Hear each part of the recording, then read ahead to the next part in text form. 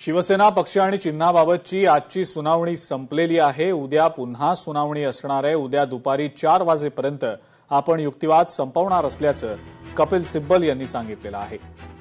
आज कपिल सिब्बल यांनी अनेक महत्त्वाच्या मुद्द्यांवर पुन्हा एकदा युक्तिवाद केला। आमदारांच्या संख्येच्या आधारे निवडणूक आयोगानं निर्णय दिलेला असून पक्ष कुणाचा हा निर्णय अपात्रतेच्या निर्णयावर आधारित होता असा युक्तिवाद कपिल सिब्बल यांनी केलेला आहे। विधानसभा अध्यक्षांनी केवळ विधिमंडळ बहुमताचा विचार केला।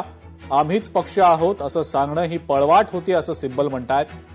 हा संपूर्ण निकाल आमच्या विरोधातला नाही असंही सिब्बल मान्य करतायत। मात्र 2018ची पक्षघटना दोन्ही गटांना मान्य होती। काँग्रेसच्या खटल्यात पक्ष सदस्यांच्या संख्येचा विचार केला गेला होता।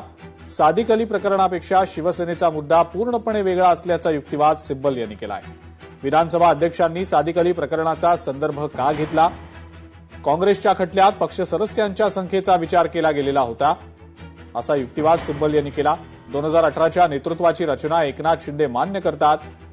मात्र विधिमंडळ पक्ष सदस्य राजकीय पक्षाचा सदस्य असतो याकडे दुर्लक्ष केलं गेलंय असा युक्तिवादही त्यांनी केलाय। एकनाथ शिंदेंनी नवी घटना तयार केली नाही, 2018चीच घटना मानली असा युक्तिवाद कपिल सिब्बल यांनी केलाय।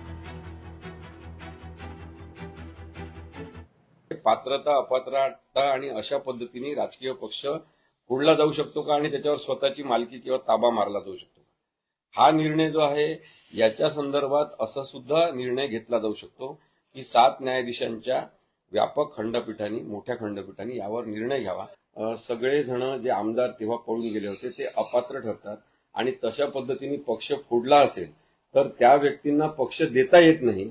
हा मुद्दा सगळ्यात महत्वाचा आज मांडण्यात आलेला आहे। तर कायदा गुंडाळून ठेवणारी ही जी राजकीय व्यवस्था निर्माण होत आहे ती मुळातच संविधान विरोधी आहे।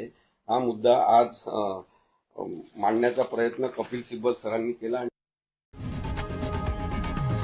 लोकशाही मराठी ऐका, पहा, जागरूक रहा।